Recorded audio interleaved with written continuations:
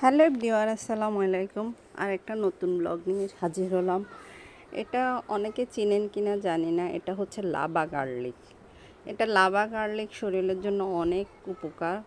এটা হৃদরোগের জন্য, ডায়াবেটিস, তারপরে হাঁপানি, সর্দি, কাশি এগুলোর জন্য, কোলেস্টেরল কমায়, বিভিন্ন রোগের জন্য অনেক ভালো।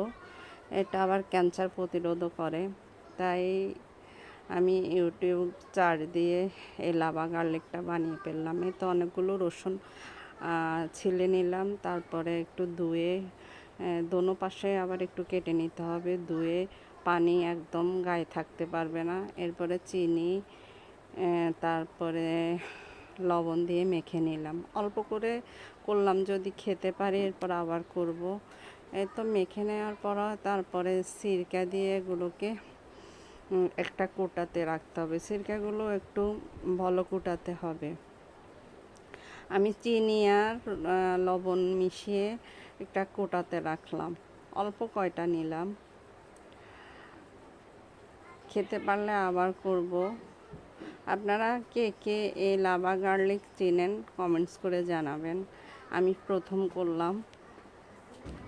এই তো সিরকাগুলো একটু বলক উঠে গেলে তারপরে গরম গরম এগুলো ঢেলে দিতে হবে।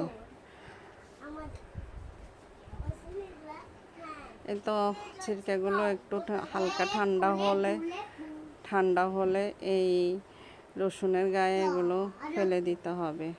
এই তো তারপরে কোটা বন্ধ করে 3-4 দিনের মধ্যে এগুলো খাওয়ার উপযোগী হয়ে যাবে।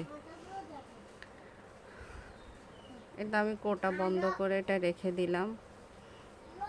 রেখে দেওয়ার পর 3-4 দিন পরে এগুলো বের করে নিলাম। দেখেন, এই তো আমার করা শেষ হয়ে গেল।